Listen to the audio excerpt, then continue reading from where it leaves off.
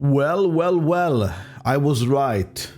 I mean, everybody was right. There's probably more people than just me that guessed that Rubuska was going to be a sustain for Blood Tide. And then it is. We have the kit out. The character is coming out in CN next week, I think at the same time as 2.8. So that day is going to be a huge stream on twitch.tv/Jakazin. Feel free to go there and follow and watch. That said, let's go ahead and read her kit, and then we talk about it, we discuss about the character. Now, let's move on and start with the inside. It's called the Happy Pied Piper. When an ally loses HP, she accumulates Blood Tide.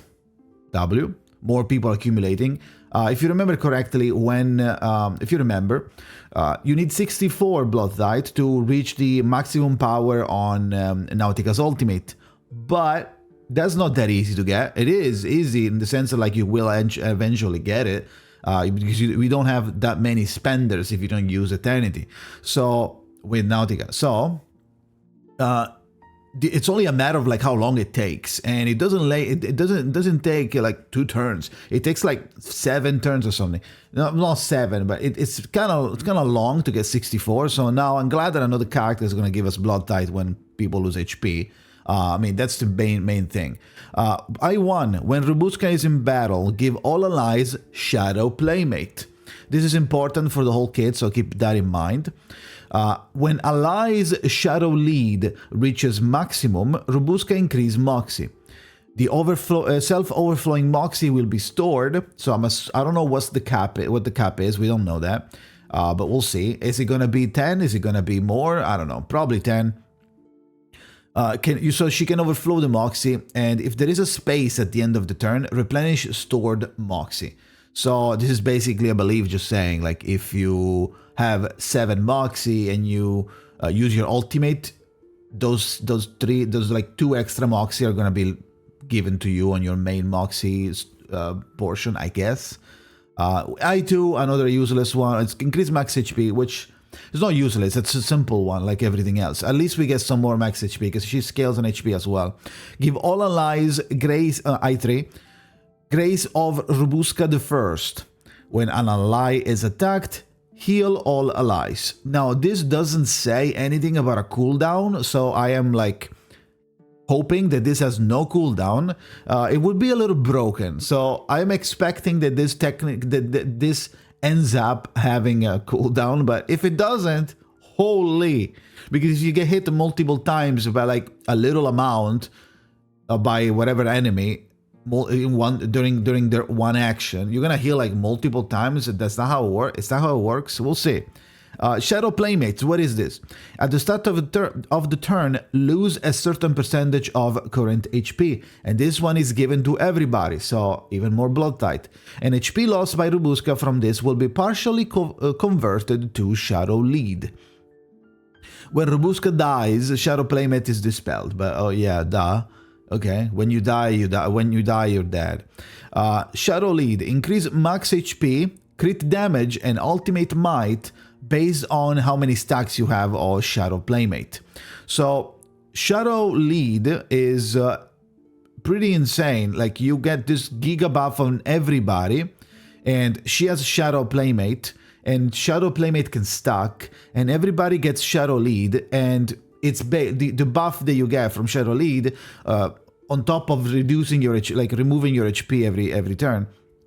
It's also gonna give you max HP, critical damage, and ultimate might, which happens to be, oh my god, and now exactly what everybody needs, especially Nautica, to do more damage, because she scales everything she has scales Nautica, scales on max HP, critical damage is always good to have, and ultimate might, because the ultimate is like the main damage portion for Nautica.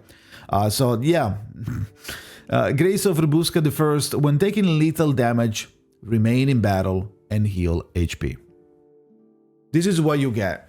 You get Grace of Rubuska the First automatically just by existing. So I don't know how many times you can do this. This is probably like one time, I would assume, and then it goes away. Or maybe there is like more to it. We don't know, because it says give all allies Doesn't say for how long, doesn't say how many stacks. I would assume that if you can't die, it's because it's probably like a one time. Then this, combined with the rebirth that Nautica has on her own, which can technically be replenished as long as you have like, I believe 8 every turn blood tide, which you will have because now there is one more character accumulating blood tide.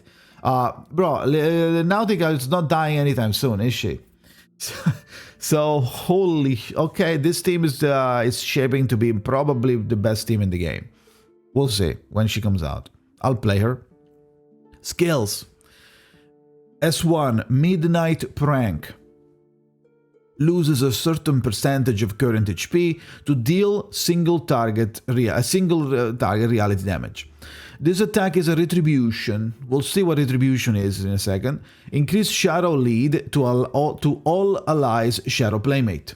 So it's going to give more stack to everybody. So that buff that we saw is going to be even more, like even higher. Shadow Guards S2. It's a healing. It's a mass heal. This heal cannot crit. Increase Shadow lead to all allies Shadow Playmate. So this is going to be another more buff stacks for everybody. So anything you do gives buffs higher stacks because you need it later. Alt victory belongs to Rubuska the First. Single buff, target enters Shadow Feast, heal all allies. Now Shadow Feast drains all shadow leads from the other allies besides the one that you're focusing on. Nautica, right? Then the target receives a portion of the sum of the drained shadow lead. So you basically do like everything in one at a lower rate, a lower efficiency, let's say. This extra shadow lead does not affect the target's own shadow lead and can surpass its maximum. So there's gonna be a maximum. Let's say, oh my god, like 5 shadow lead. If you do this through Shadow Feast, you will eat everybody's shadow and you can go after your cap. So we're gonna have some like insane ultimate might, max HP and crit damage, I guess, during this. Though the buff from this extra shadow lead will be slightly lower than normal, but you're still getting like more than what you should technically be able to get outside of this Shadow Feast. So this is it. We don't know what Retribution is. We do know what Retribution is. Bro just forgot to add it. Retribution is just it's a buff that says that this attack will scale with 20% of her max HP instead of attack. Which even though you might assume that it's like normal to not say it because like, oh, it's already present somewhere else, you should type it anyway because people don't know. And it's important because this means that you can deal more damage than your normal random attack because you're not speccing into attack. The side tube is probably going to give HP as well. The resonance is not going to be attack. The frequency is not going to be attack focused. So if she scales with HP, you need to tell that. So Retribution, maybe they did, and the person that typed this was very early, and then they added it and they didn't know. But yes, Retribution makes this attack scale with 20% of her max HP. So instead of attack, so yeah, so that's a little bit more damage. It doesn't matter if she does damage or not. But it's just to say, like, it scales with HP on a HP-oriented character. So overall, even just without knowing the numbers or like the different, like the turns, how long everything is with the stacks, how many turns, still sounds really good, especially the fact that you can't die and you're a mass heal, and then you're giving everybody this buff and it's free basically. Plus, everything you do gives everybody, doubles down on everybody's buff, and it's gonna make it a little bit easier for you to do the ultimate because you can stack more Moxie than normal. So yeah, I'm shaping to be a really good sustain for Blood Tide. Obviously, we're gonna try it on stream when she comes out. I will pull her and build her and play her. So we're gonna do more testing on Twitch, but even outside that, it sounds really good. So let me know what you think in the comments. Thank you for watching and see you next time.